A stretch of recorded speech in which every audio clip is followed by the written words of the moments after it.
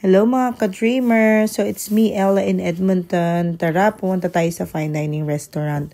So yan, nagpunta kami sa Braven sa mismong loob ng JW Marriott. Dito yan sa downtown Edmonton. So ang unang in-order namin is yung garlic cheddar buns and then Bravas Brussels sprout. So for that one is espresso martini for me and old fashioned for my husband. Yan, sarap, diba? And then yan, syempre, picture-picture muna bago dumating ang appetizer natin. Ay, dumating na pala. Bago dumating yung main course. So yan, ganda-gandahan muna tayo. Syempre, nag-dress up tayo, nag-make up for this. Actually, hindi nga yan, paktapak na makeup. So yan, si husband, super pogi, diba? Ang cute ng interior nila. Ganda ng fine dining restaurant. So, yan. Yun yung kanilang chandelier. Yun lang. So, yan. Picture-picture muna bago dumating ang main course. Yan. So, that is Pinot Noir. Ewan ko ba. So, for me, it's porterhouse. And for my husband is filet mignon. And then, that one is spaghetti bolognese. And of course, hindi mawawala ang truffle fries, my favorite. So, yan yung setup. But looks good. Imagine, tignan nyo naman yung kinakain ko. Halos naubos ko yung steak ko. Sarap, diba?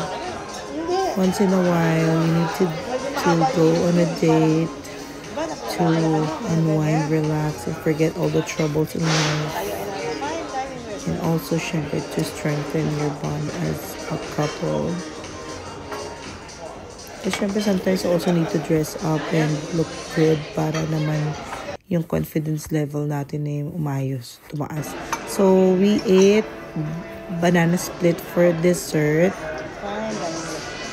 So, yan.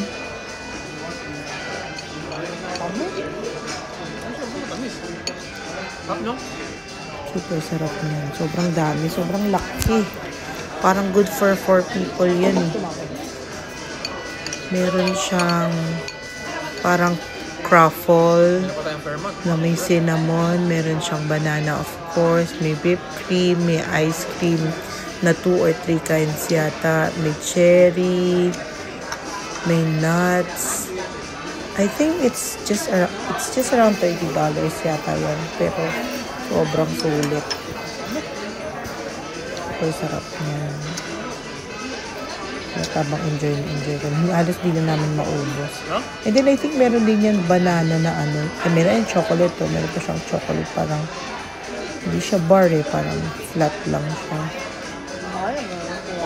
Sobrang siksik. Punong-puno yan kung ano-anong mga something for dessert. Yung ice cream, I think chocolate and vanilla. Oh, 50%. Kasama na ngayon, di pa yun? So yan, nagbanding muna kami asawa, date. Dapat ito nag-date at least once a week or once a month to strengthen your bond and your relationship. Fine dining restaurant.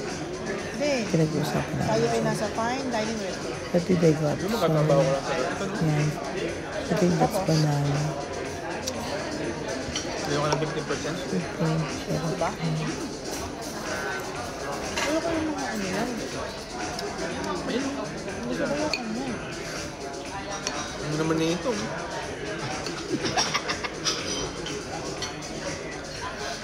may chocolate pa. Okay, chocolate na naman. Nakasulit, nakakatuwa. You should also try it, guys. Yun lang. Pauwi na kami. Bye!